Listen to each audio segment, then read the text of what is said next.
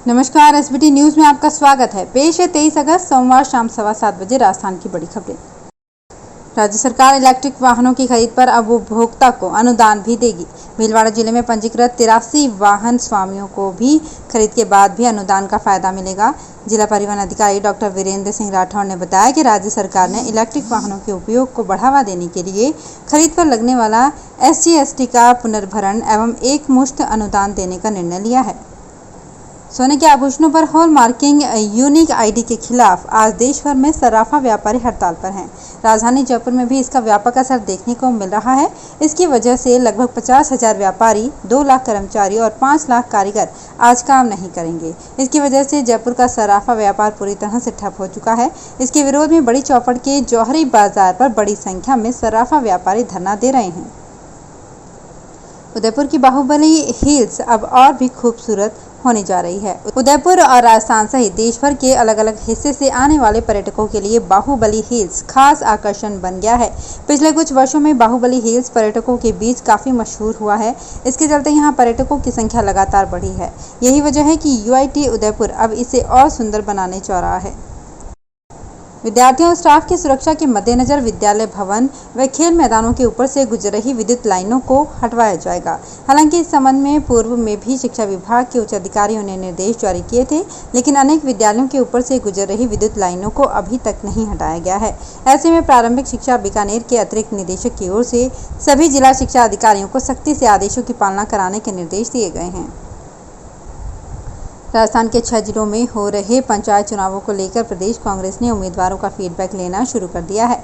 इसमें जानकारी जुटाई जा रही है कि जिला परिषद और पंचायत समितियों में पार्टी उम्मीदवारों की स्थिति कैसी है, जिला प्रमुख और प्रधान बनाने के लिए बहुमत मिलने की कितनी उम्मीद है, यदि कहीं पार्टी की स्थिति कमजोर है तो उसे मजबूत करने के बारे में जानकारी ली जा रही है।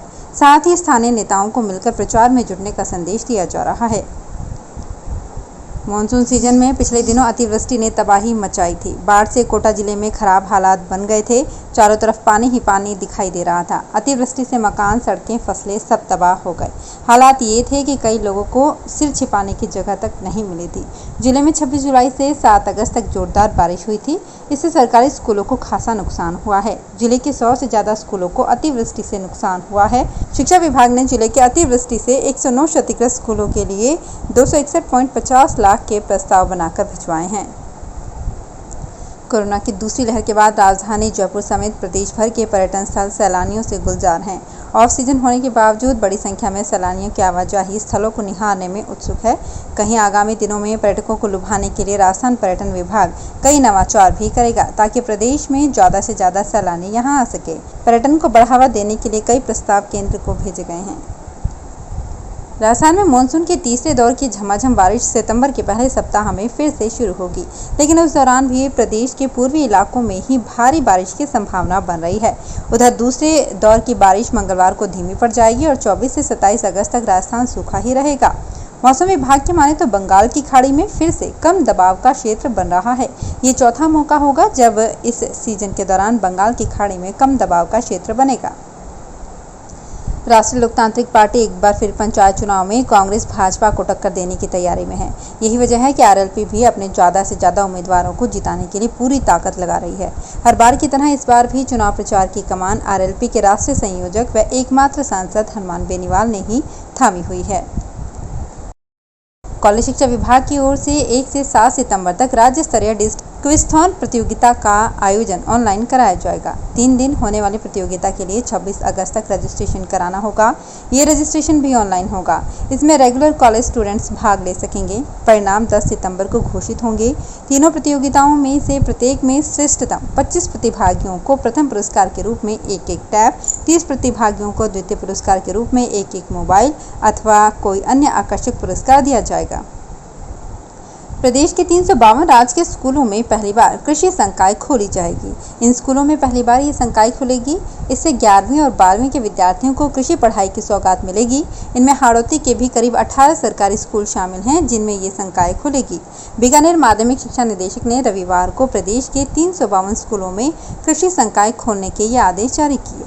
आचार संहिता के कारण अन्य शेष स्कूलों में बाद में कृषि संकाय खोली जाएगी। भारतीय जनता युवा मोर्चा के जैसलमेर जिलाध्यक्ष की नियुक्ति पर पड़ा पेच अब भी बरकरार है। प्रदेश नेतृत्व की ओर से करीब 2 महीने पहले राज्य के 34 स्थानों के युवा मोर्चा जिलाध्यक्षों की घोषणा की गई थी। जैसलमेर जिलाध्यक्ष का नाम शामिल नहीं होने से इस पद को लेकर पार्टी नेताओं के बीच कायम असहमति सतह पर आ गई है। जानकारी के अनुसार ये पद जिले के 2 विधानसभा क्षेत्रों जैसलमेर और पोखरण के बीच खींचतान में अटक गया है।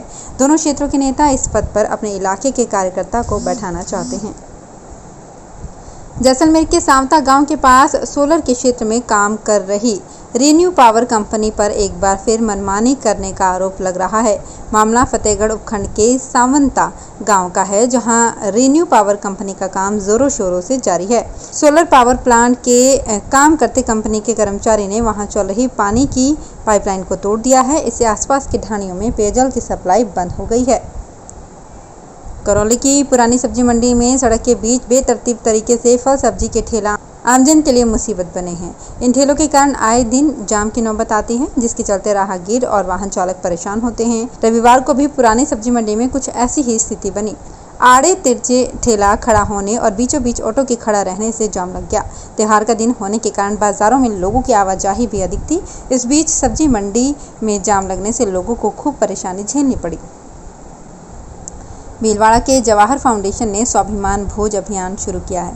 अभियान के तहत मात्र 1 रुपये में ही एक व्यक्ति को भरपेट भोजन मिलेगा। एक सप्ताह के भीतर ही 2000 लोग भोजन का लुत्फ उठा चुके हैं। अभियान का शुभारंभ राष्ट्रीय अध्यक्ष बीवी श्रीनिवासन ने गत सप्ताह गजाधर मानसिंह का धर्मशाला में किया था। आयोजित कार्यक्रम में बीवी ने जवाहर फाउंडेशन की कोरोना संकट काल में की गई मानव सेवा की सराहना की। तो फिलहाल इस बुलेटिन में इतना ही। फिर हाजिर होंगे कुछ और बड़ी खबरों के साथ। एसबीटी न्यूज के और भी वीडियोस को देखने के लिए हमारे चैनल को सब्सक्राइब करें और नोटिफिकेशन पाने के लिए बेल आइकन को प्रेस करें।